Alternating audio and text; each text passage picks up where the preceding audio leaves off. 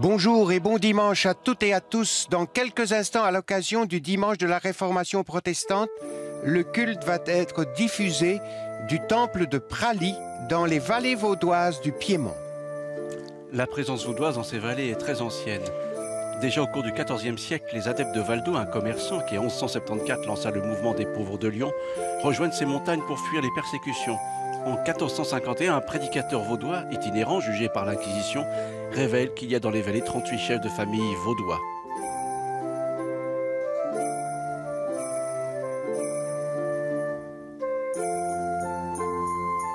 Rapidement, toute la vallée adhère au mouvement vaudois. Et si bien qu'en 1533, c'est ici, à Praly, que se tient la fameuse assemblée au cours de laquelle l'adhésion des Vaudois à la réforme protestante est définitivement décidée. Ici, en ce lieu, le Pradaval, se joue un moment décisif dans l'histoire des Vaudois.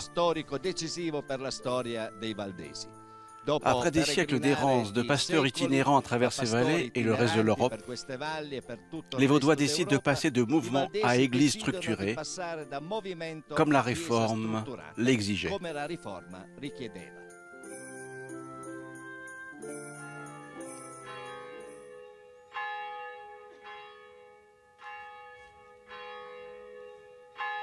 Peu d'années après, en 1556, le premier temple vaudois est construit ici, à Gigot de Praly. La vague répressive ne tarde pas à frapper. Entre 1655 et 1686, plus de 400 personnes sont massacrées, sans épargner femmes, personnes âgées et enfants. Les quelques survivants sont contraints à l'exil, en Suisse.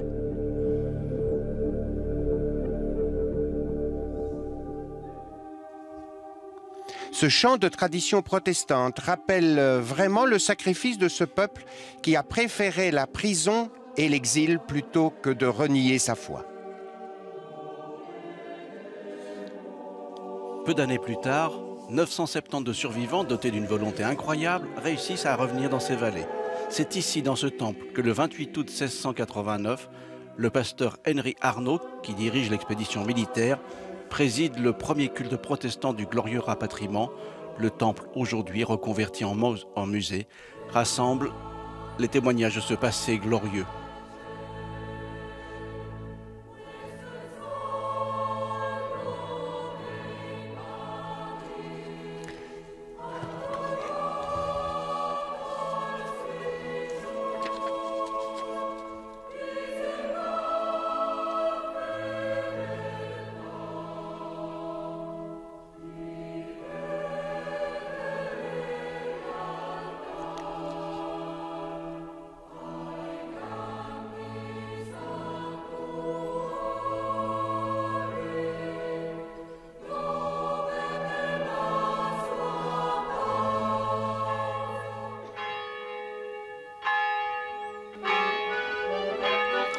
Et maintenant, accompagné du son du sémitum, instrument ancien de la tradition occitane de ces vallées, nous suivons le cortège qui nous conduira jusqu'au nouveau temple dans lequel sera célébré dans quelques minutes le culte de la réforme protestante.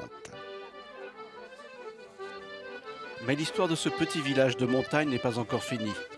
À la fin de la Seconde Guerre mondiale, le pasteur Tullio Vinet choisit justement Praly pour construire le Centre écuménique international d'Agapé, mot grec qui signifie amour, une structure issue du travail volontaire de jeunes provenant de toute l'Europe qui vise entre autres la destruction des murs de la haine, la construction de ponts entre diverses cultures et le combat contre les discriminations de genre.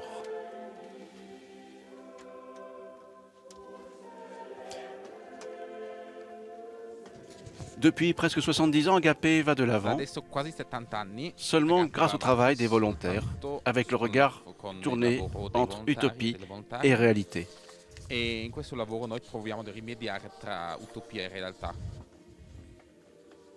Ancienne région minière pour l'extraction du talc, aujourd'hui Praly est une station de ski connue et vit principalement du tourisme.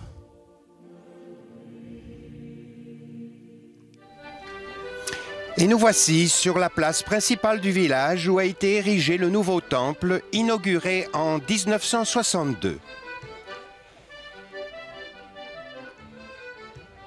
L'édifice avec de vastes superficies de pierre à perte de vue, montre une attention novatrice pour le territoire. Entièrement construit, avec des matériaux locaux, le bois et la pierre. Au fond de l'abside, une mosaïque peut être interprétée de différentes manières. Comme le calice de la Sainte Seine, comme l'arbre de vie, ou encore comme le chandelier à 7 branches. Une croix interrompt tous les autres éléments, une traversée oblique à l'apparence d'un cours d'eau avec des poissons, anciens symboles chrétiens. Sur le pupitre, les symboles des 4 évangélistes sont sculptés en relief.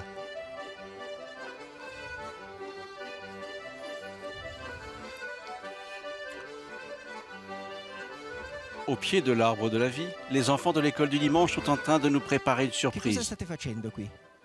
Les enfants colorient des lettres, mais c'est à quoi vont-elles servir? C'est une surprise, je ne vous dis rien pour le moment. Ces dernières années, le temple accueille la librairie Pralibo qui, pendant plus d'1 mois, offre aux résidents et aux touristes une initiative culturelle dynamique.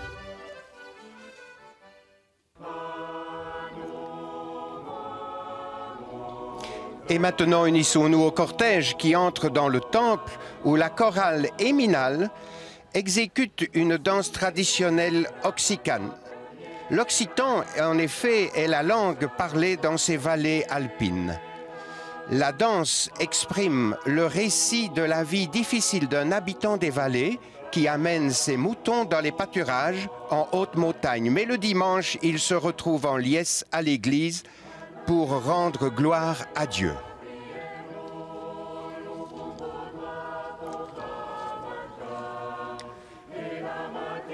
Une salutation particulière de la part de Bruno Jousselin et Georges Quenon, vos traducteurs en français du jour, avec nos remerciements à Esther Fanara et Paolo Faris pour leur précieux travail de traduction. Nous vous accompagnerons donc, chers amis de Suisse romande et de Belgique, tout au long de ce culte consacré à la réforme protestante depuis Prali en Italie, une production de la radio-télévision italienne.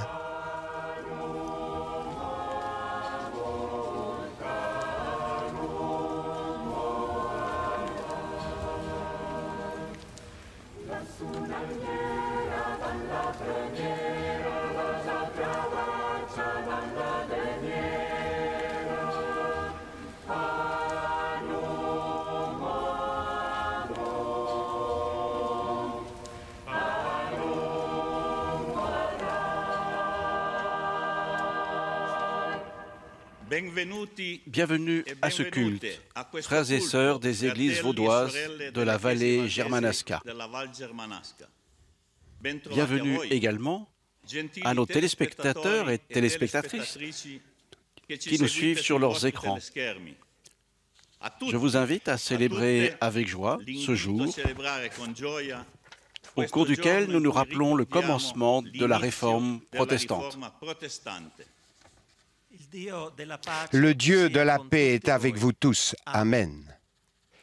Chers frères et sœurs, nous nous retrouvons dans ce temple pour rendre le culte à Dieu et méditer sur les principes qui orientent toutes les églises réformées.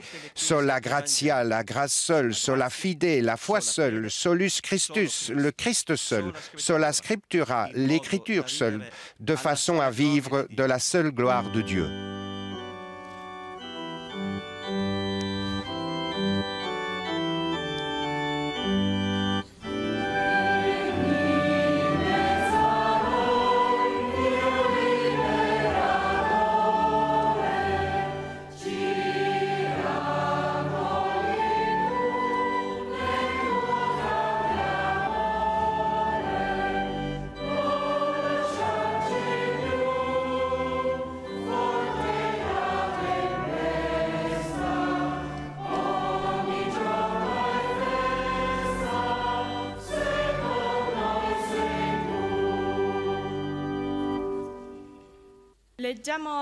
Lisons maintenant le psaume 46. Dieu est pour nous un refuge et un appui, un secours qui ne manque jamais dans la détresse. C'est pourquoi nous sommes sans crainte quand la terre est bouleversée et que les montagnes chancellent au cœur des mers, quand les flots de la mer mugissent, écument, se soulèvent, jusqu'à faire trembler les montagnes. Et maintenant, chers enfants, venez ici devant et montrez-nous ce que vous avez préparé pour nous.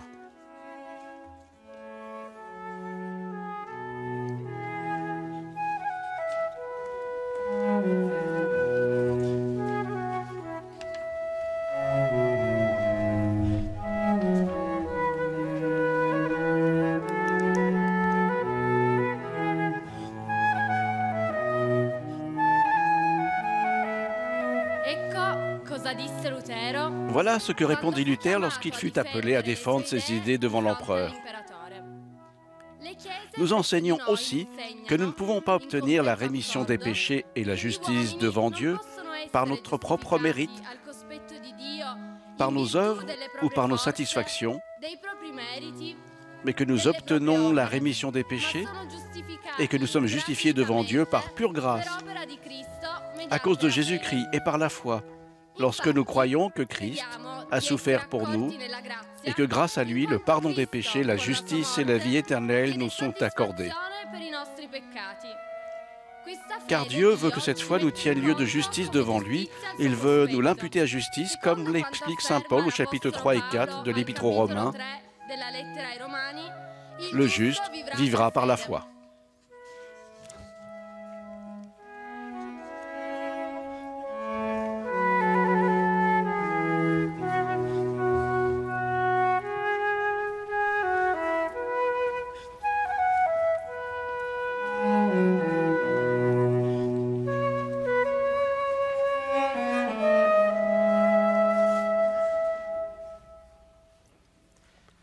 Préparons-nous maintenant à confesser à Dieu nos manquements, conscients d'être pécheurs,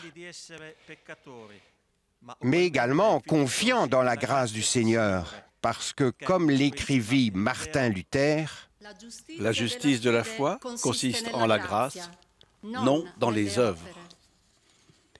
Prions. Seigneur notre Dieu, ta parole nous révèle qui nous sommes vraiment. Devant elle, tombe toute revendication, tout prétexte cède, et nous ne pouvons que nous reconnaître pécheurs. Nous confessons avoir trouvé de belles excuses pour ne pas faire ta volonté, lorsque celle-ci ne nous plaisait pas, était exigeante ou simplement ne nous convenait pas. Nous reconnaissons avoir invoqué des circonstances atténuantes, puériles, pour minimiser nos erreurs et avoir présenté des justifications fantaisistes pour nos sautes d'humeur et nos gestes injurieux gratuits. Nous sommes humains, Seigneur, trop humains. C'est pour cela que nous nous confions à toi et à ta grâce. Nous avons seulement la foi, à travers laquelle nous t'invoquons. Manifeste-nous ta compassion. Amen. La chorale chante maintenant l'hymne que les 580 survivants vaudois du rapatriement chantèrent dans le temple de Praly le 28 août 1689.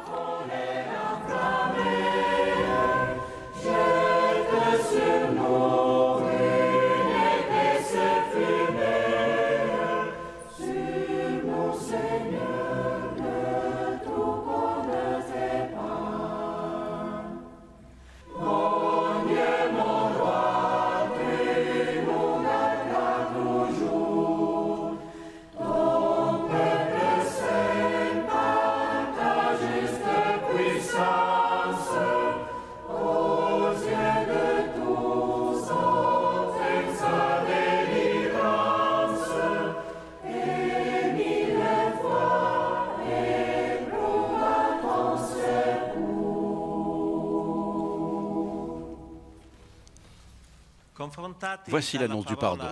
Confrontés à la parole de Dieu, nous avons reconnu notre faute. Mais juste ici, au bord du gouffre, nous osons espérer. Parce que, avec les réformateurs, nous croyons que la grâce de Dieu ne nous abandonne jamais. En effet, Pendant que nous étions encore pécheurs, Christ est mort pour nous. Par conséquent, nous avons été pardonnés. Amen.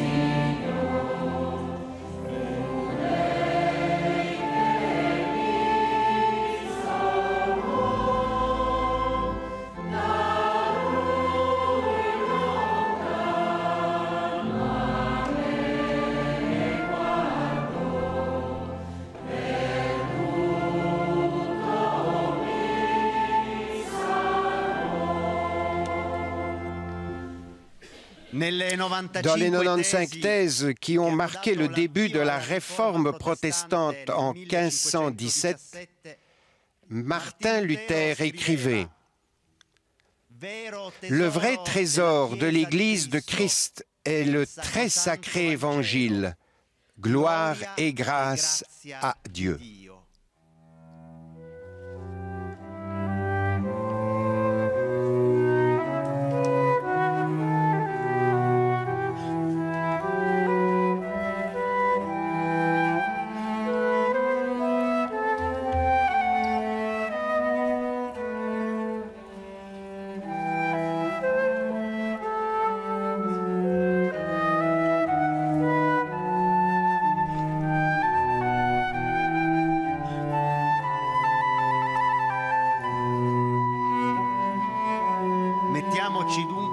Mettons-nous à l'écoute de cette parole de vie. Écoute Israël, le Seigneur notre Dieu est le seul Seigneur. Tu aimeras le Seigneur ton Dieu de tout ton cœur, de tout ton être et de toute ta force. Amerai il Signore tuo Dio con tutto il tuo cuore, con tutta la tua anima e con tutte le tue forze. Les paroles que je te donne aujourd'hui demeureront sur ton cœur. Tu les répéteras à tes enfants, tu en parleras quand tu seras assis chez toi, quand tu seras en route, quand tu te coucheras ou quand tu te lèveras. Tu les attacheras sur ton bras et sur ton front. Tu les écriras sur les montants des portes de ta maison, sur les portes des villes. Ces versets du livre du Deutéronome constituent le cœur de la tradition biblique hébraïque.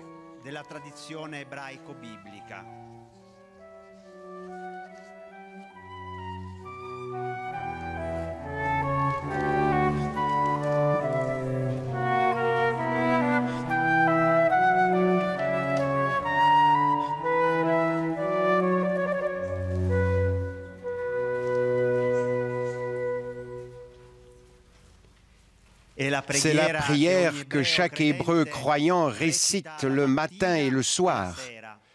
La première, apprise dès l'enfance, et la dernière, prononcée avant de mourir.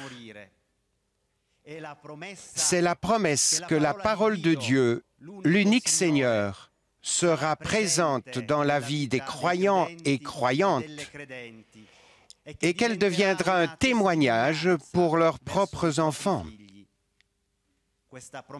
Cette promesse vaut aussi pour nous, chrétiens, qui croyons dans le même et unique Dieu et confions en lui et en sa parole notre existence.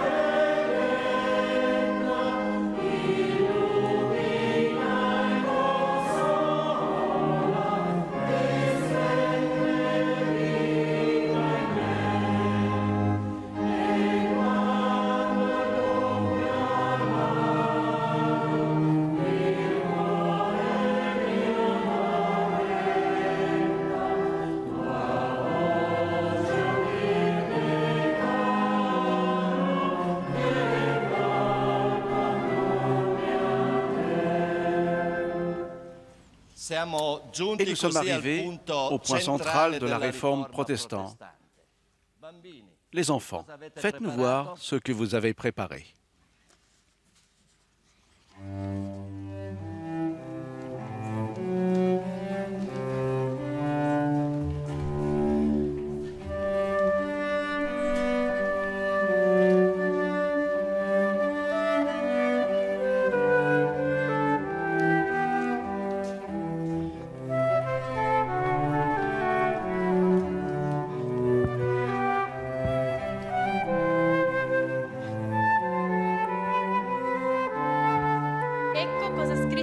Réponse de Luther à Catharino. Quel est le chemin de la vérité? N'est-il pas celui qui s'oppose à l'apparence et à l'hypocrisie des œuvres? En effet, les apôtres n'instituèrent aucune secte religieuse, mais enseignèrent seulement la vie de la foi en Christ, le même pour tous. Seul Christ, en effet, est le puissant roi de la vérité, ferme adversaire des apparences et du formalisme, comme nous le montre l'Évangile.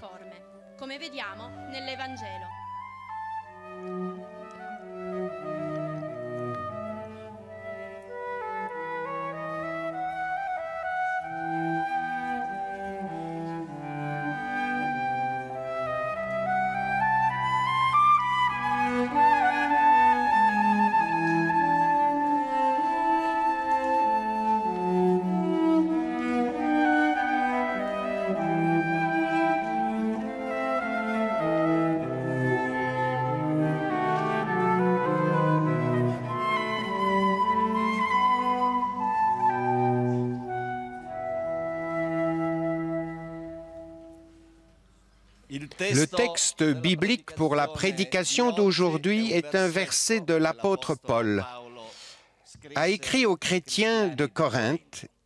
Écoutons-le.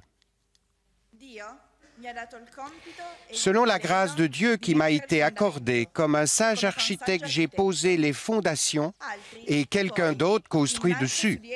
Mais que chacun prenne garde à la façon dont il construit. Personne, en effet, ne peut poser d'autre fondement que celle qui a été en place, à savoir Jésus-Christ.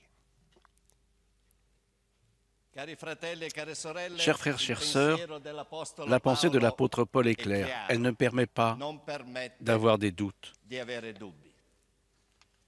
Personne ne peut établir un autre fondement que celui déjà en place, Jésus-Christ. Les Vaudois le savaient bien lorsqu'ils adhérèrent à la Réforme. Leur référence biblique principale était le sermon sur la montagne. Et lorsqu'ils disaient « personne ne peut servir deux maîtres », ils n'avaient aucun doute. Dieu se connaît à travers Jésus-Christ. Sur cette conviction, ils ont construit leur prédication et leurs existences. Ce ne fut pas difficile pour eux de reconnaître l'essentiel de la Réforme, alors que Luther affirmait la nécessité de connaître et d'établir exclusivement par la parole de Christ, qui est Dieu, ce qui plaît à Dieu, ce que Dieu veut, pense et accomplit.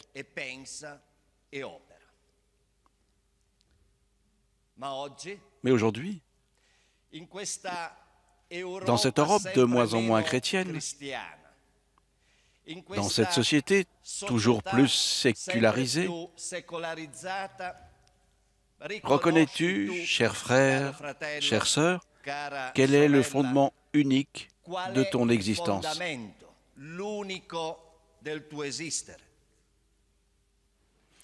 À titre d'exemple, pensions aux discussions et aux prises de position sur l'éthique. Dans quelle mesure nos discussions sur la paix, l'accueil, le racisme, l'écologie sont-elles animées par l'urgence de vérifier le fondement en Christ de nos dires et de nos actions?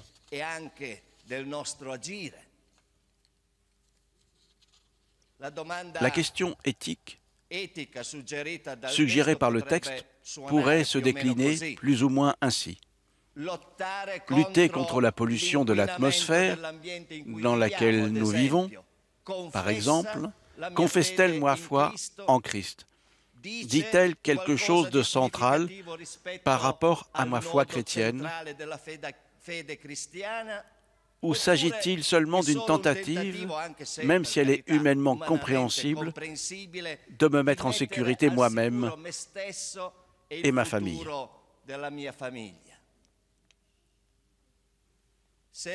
Si c'est l'Église qui parle, et non une quelconque association animée de bonne volonté, elle ne peut pas placer à la base de ses affirmations un autre fondement que celui déjà posé, Jésus-Christ et son salut pour toute créature, toute chose créée. Et c'est cela, le centre de notre discussion éthique. Savons-nous annoncer Christ à travers nos prises de position pour une société plus attentive vis-à-vis de l'atmosphère dans laquelle elle vit? Dans quelle mesure l'unique fondement Christ est le Seigneur, le juge des ambitions, des désirs, frustrations, peurs, des projets et perspectives qui constituent ma vie.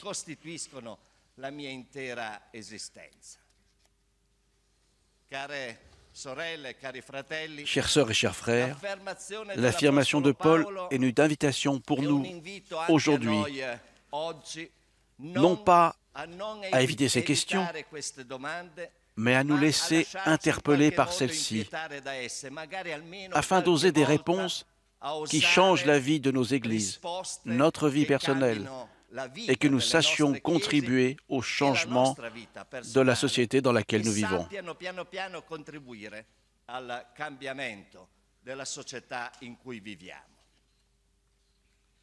Sur la façade du vieux temple de Prali est écrite la phrase que l'apôtre Paul adresse aux Corinthiens. Nous prêchons Christ crucifié.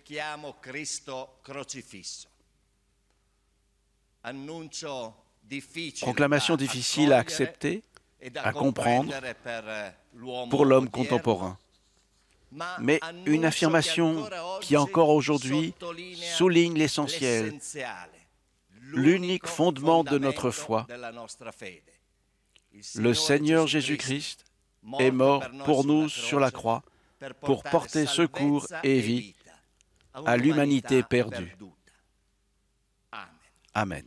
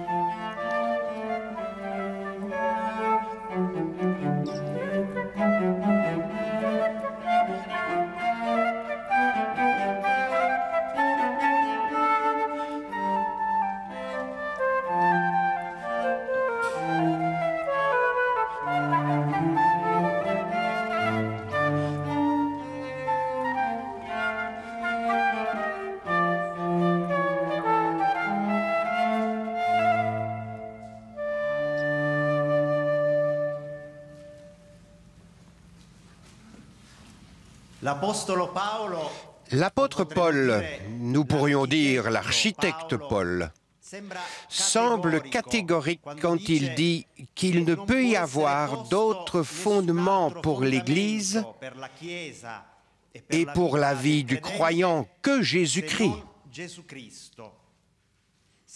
Il semble mettre en garde toutes les générations de croyants qui se sont succédés au cours de l'histoire. De la même façon, il interpelle celle d'aujourd'hui. Toi, Aline, qui es une jeune de notre Église et qui a pu rencontrer et te confronter avec beaucoup de filles et de garçons au sein de la Fédération des jeunes évangéliques en Italie, qu'en penses-tu? J'ai essayé de chercher des synonymes de transmission. Transférer, contagion si l'on parle de quelque chose de négatif, de mise sur onde, mais aussi de passage. Nous savons que pour qu'une transmission donne de bons résultats, aussi dans le sport, dans la course de relais, le foot, celui qui reçoit doit être prêt, attentif, et puis ce sera à lui de décider ce qu'il veut faire avec le ballon. Ce sera à lui de porter le témoin jusqu'à la prochaine étape. Dans les diverses étapes, toute l'équipe est en action. C'est comme ça pour la foi en Jésus-Christ. On la partage avec toutes les personnes qui veulent entrer dans le jeu, qu'elles soient du même âge, plus jeunes, plus vieilles. L'important est de participer. La figure de Jésus comme maître, ami, prédicateur, c'est-à-dire comme guide à suivre dans le parcours de foi de chacun et chacune, a certainement suscité des vocations dans les jeunes générations. De l'engagement politique des années 60-70 au volontariat et l'engagement envers les exclus de ces années, et enfin à la récente mobilisation dans les rues contre le modèle économique consumériste et injuste. Ce qui reste malgré tout un scandale ou une folie est le fait que Jésus soit mort sur une croix et qu'il est ressuscité, et que cet événement a une portée de changement radical dans la vie de chacun et dans l'histoire. Le défi pour moi est justement cela. Chercher ensemble avec les jeunes à comprendre ce que veut dire aujourd'hui le solus Christus de la Réforme. Quand Luther disait que la croix est notre théologie. Non, je ne crois pas qu'ils soient nombreux, ni chez les jeunes, ni chez les adultes, à savoir énoncer la théologie du solus Christus. Par contre, nous savons que Jésus est mort pour notre faute. Pas directement la nôtre, me direz-vous. Mais j'ai peur que s'il était né aujourd'hui, il n'aurait pas eu une vie plus facile. Le fait est que nous, les êtres humains, nous nous trompons continuellement. Et dans notre vie, nous expérimentons la méchanceté, la peur, la misère. Mais nous savons aussi que Jésus est ressuscité par amour pour nous, pour nous faire comprendre de la plus merveilleuse des manières que nos erreurs les plus irréparables en lui sont pardonnées, que nos souffrances interminables peuvent être transformées dans son amour. Ce qui est impossible en ce monde devient possible si nous laissons Jésus entrer dans nos vies. Et là, c'est dans le vécu propre des personnes, et donc même des jeunes garçons, des jeunes filles, que Jésus crucifié et ressuscité nous rencontre comme une nouveauté qui éclate dans notre vie. Et c'est là que nous le découvrons comme notre fondement. Cela, tous devraient le savoir. Amen. Tiene su justo lugar, cada cosa tiene un tiempo para hacerlo realidad.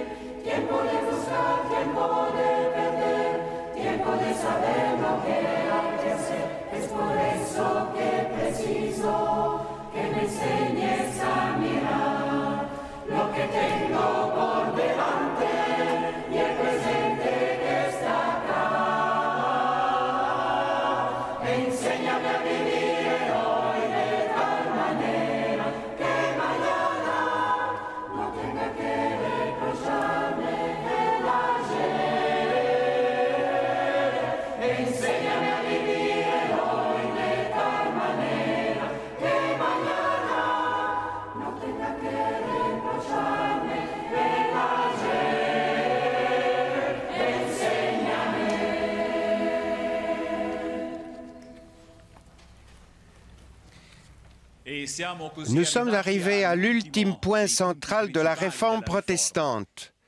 Les enfants, c'est à nouveau à vous d'intervenir. Voyons ce que vous nous avez préparé.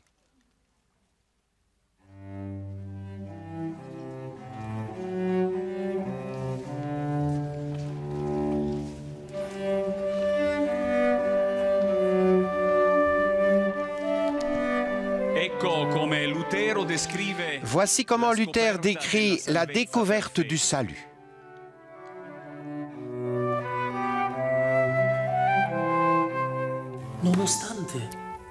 Malgré l'irréprochabilité de ma vie de moine, je me sentais pécheur devant Dieu.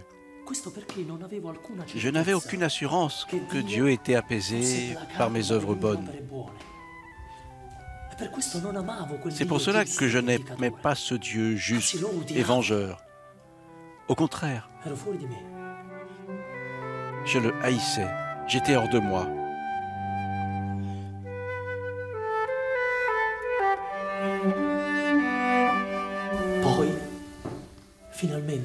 Finalement, Dieu a eu compassion de moi. Pendant que je méditais jour et nuit sur ces paroles, le juste vivra par la foi. J'ai commencé à comprendre que la justice n'était pas une injustice pour laquelle Dieu frappe et punit, mais au contraire, la justice que Dieu donne et par laquelle le juste vit par la foi.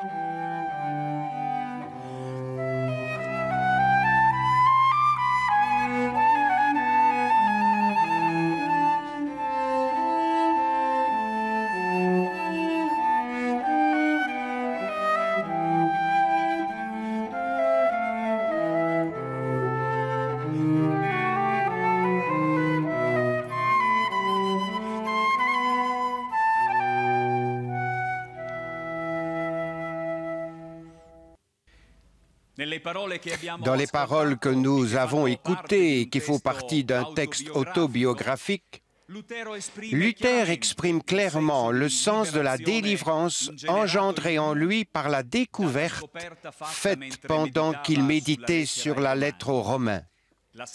Le salut des êtres humains n'est pas conditionné par leur comportement moral, mais seulement par la foi. En vertu de cette affirmation, nous ne pouvons pas penser que celui qui a la foi puisse rester tranquille à observer. Non.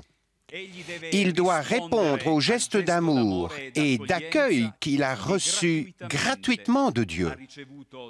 De quelle façon pouvons-nous le découvrir? En écoutant les paroles de Jésus que nous rapporte le chapitre 5 de Matthieu.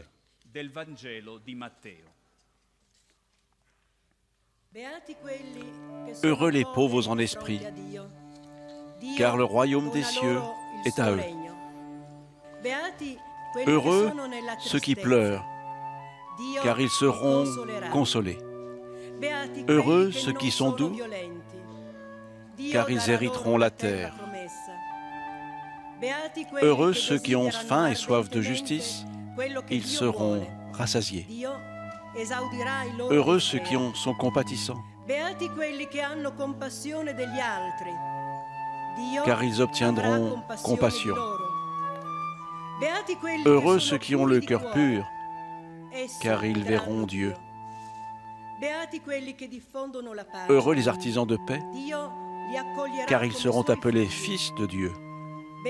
Heureux ceux qui sont persécutés à cause de la justice, car le royaume des cieux est à eux.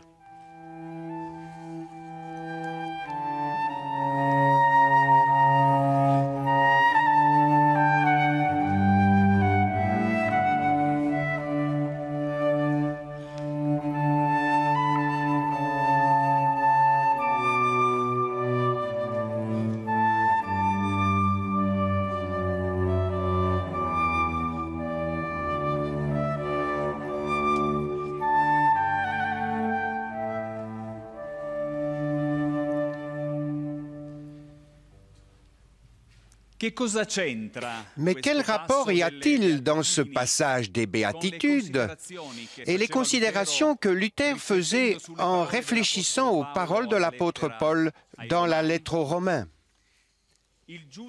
Le juste vivra par la foi. Peut-être dans cette simple affirmation comprenons-nous la différence qu'il y a entre une religion fragile et inefficace et une foi qui peut transformer la vie. La foi est quelque chose de plus que croire. C'est une confiance complète en Dieu, accompagnée de l'action. Comme l'écrit l'apôtre Jacques, il en est ainsi de la foi. Si elle n'a pas les œuvres, elle est morte en elle-même. La foi a le pouvoir de changer la personne individuelle et même le monde. Il est néanmoins clair que les œuvres ne sont pas utiles pour le salut. Elles sont plutôt le fruit heureux de la foi. Si nous prenons au sérieux les paroles de Jacques, la lecture des béatitudes prendra pour nous une signification nouvelle, différente de celle des interprétations faites au cours de l'histoire. Beaucoup ont spéculé sur le terme bienheureux, en inversant même les paroles de Jésus pour les utiliser à des fins de vision sociale, poussant les pauvres à l'inertie, narcotisant les déshérités de la terre avec des flatteries sur les biens célestes qui contribueront à garder la place à un ordre social injuste. Mais il y a une façon de lire les béatitudes qui consiste essentiellement à se faire le prochain de celui qui est sans abri, de celui qui a faim, pour leur dire qu'il y a une bonne nouvelle, que si la société les a oubliés, Dieu, lui, a écrit leur nom dans le royaume des cieux. En attendant le Père, nous ne croisons pas les bras et notre devoir est d'ouvrir les portes de nos maisons et de partager notre pain avec eux. À ceux qui, à cause de leur bonté, se voient systématiquement dépassés par plus forts qu'eux ou plus intelligents, à ceux qui expérimentent l'amertume des pleurs et la solitude des journées sombres, à celui qui est persécuté parce qu'il veut témoigner librement de sa foi, le Seigneur promet justice et consolation.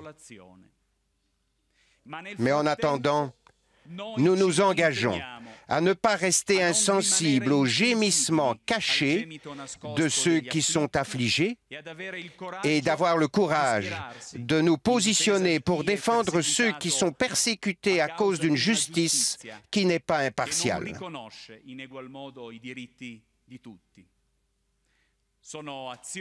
Ce sont des actions de notre Église de façon structurée, portent à travers ses différents projets de diaconie, Pensons aux couloirs humanitaires, mais aussi aux initiatives locales d'accueil des pauvres à travers les déjeuners, les distributions alimentaires et vestimentaires. Certes, ce n'est qu'une goutte d'eau dans l'océan, mais en attendant, c'est le témoignage d'une foi qui appelle chaque croyant à être témoin de cet amour que Dieu nous a donné en Jésus-Christ.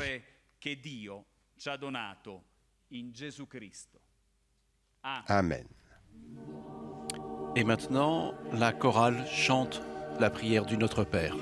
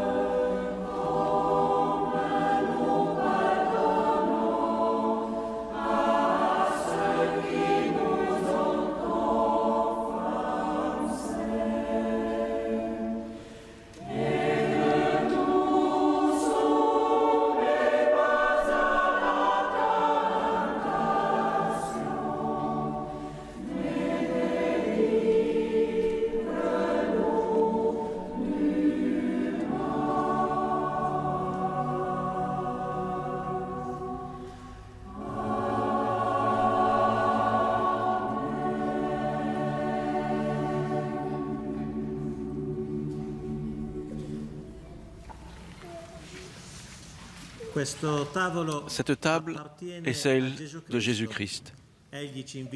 Il nous invite à son repas, offert à tous ceux qui le confessent comme Seigneur et s'efforcent de suivre son chemin.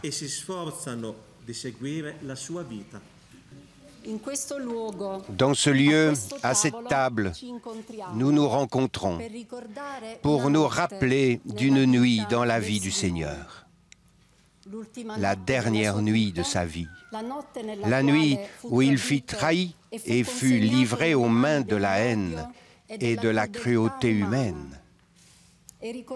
Et rappelons-nous comment ce soir-là, il a partagé un repas avec ses proches.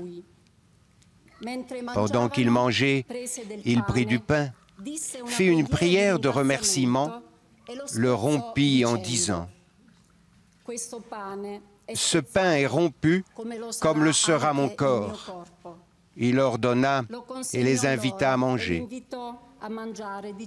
en disant « Rappelez-vous de tout ce que j'ai été pour vous. » Ensuite, il prit du vin, prononça une prière de remerciement et leur offrit en disant « Celui-ci est versé comme le sang, mon sang qui sera versé. Pendant que vous buvez, rendez grâce pour ce que j'ai été pour vous. »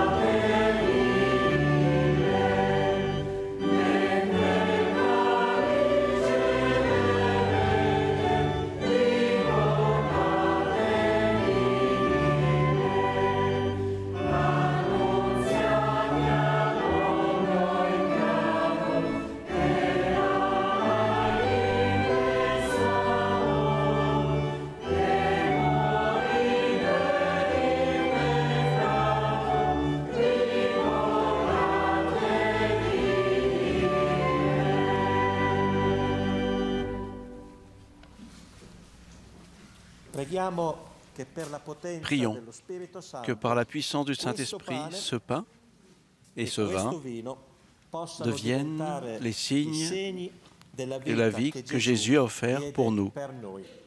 Signe d'amour et de sacrifice, de partage et de communion, capable de nous soutenir dans notre chemin vers lui. Amen. Alors, mangeons ce pain et partageons-le.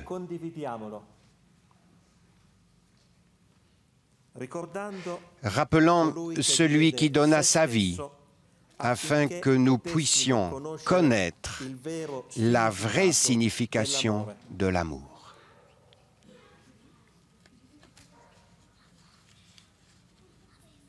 Et buvons ce vin, rendant grâce pour celui qui n'a jamais arrêté de nous aimer, de nous inviter à le suivre.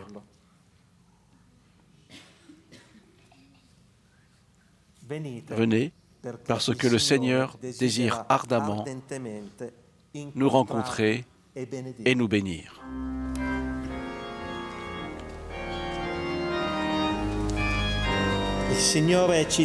Le Seigneur dit, « Celui qui croit en moi a la vie éternelle.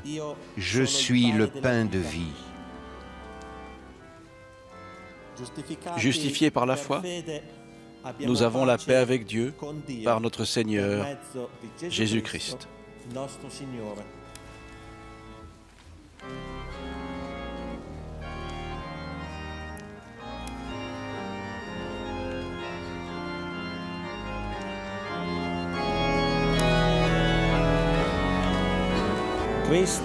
Le Christ, notre Pâque, a été immolé pour nous.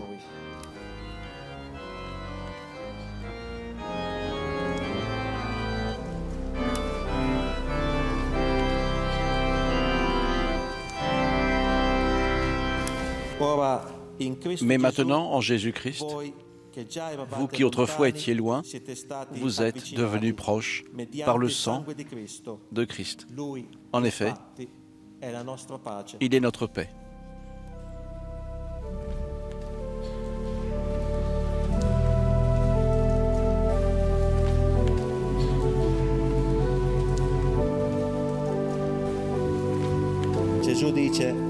Jésus dit, « Je suis la lumière du monde.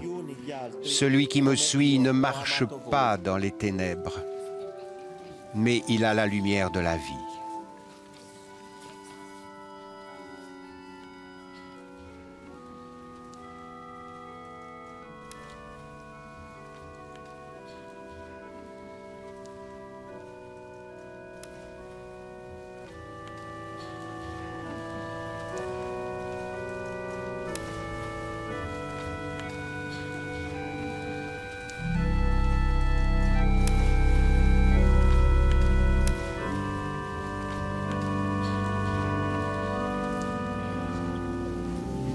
Jésus dit, « Voici mon commandement, aimez-vous les uns les autres comme je vous ai aimés. »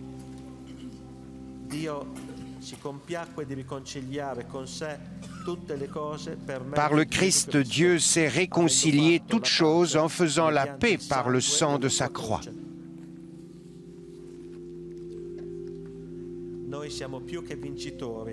Nous sommes plus que vainqueurs par celui qui nous a aimés. Personne ne pourra nous séparer de l'amour de Dieu manifesté en Jésus-Christ notre Seigneur. Goûtez et voyez que le Seigneur est bon.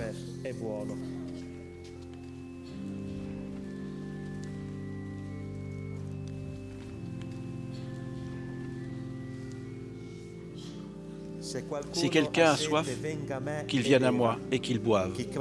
Celui qui croit en moi, des fleuves d'eau vive couleront de son sein, comme dit l'Écriture.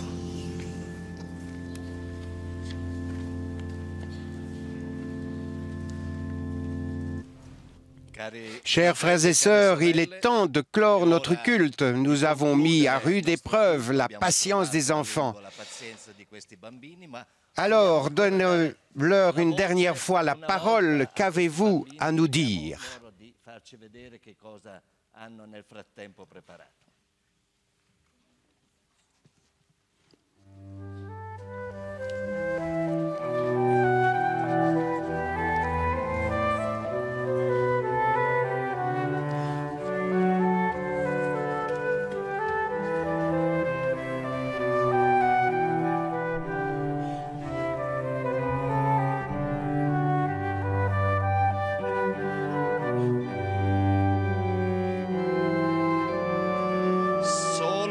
À Dieu seul la gloire.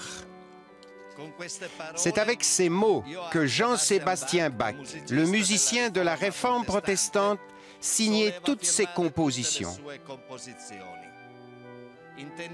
De cette façon, il souhaitait souligner que son talent musical n'était pas destiné à entretenir et enrichir sa réputation, mais à célébrer la gloire de Dieu. La pièce que nous écoutons en ce moment est une des plus célèbres œuvres de ce grand compositeur.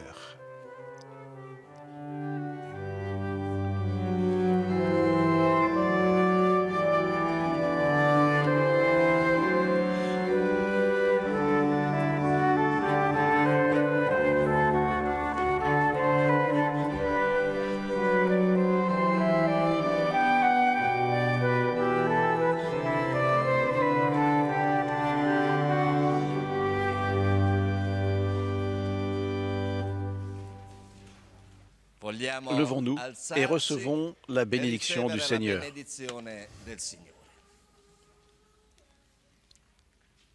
Que Dieu le Père nous accorde la grâce qui transforme. Que Dieu le Fils nous accorde la grâce qui sauve. Que l'Esprit de vie nous accorde la grâce qui libère. Et que sur les chemins qu'emprunte notre existence soit célébrée la paix que le Seigneur nous donne.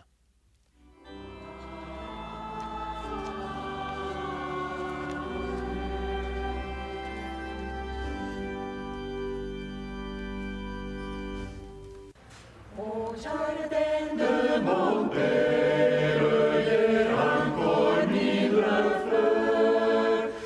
C'est sur les notes musicales de ce chant traditionnel protestant que se termine notre liaison avec l'église vaudoise de Praly, dans les belles vallées vaudoises du Piémont, d'où nous avons retransmis le culte réformé. À notre tour, Bruno Jousselin et moi-même, à prendre congé de vous. Merci de nous avoir suivis et bon dimanche.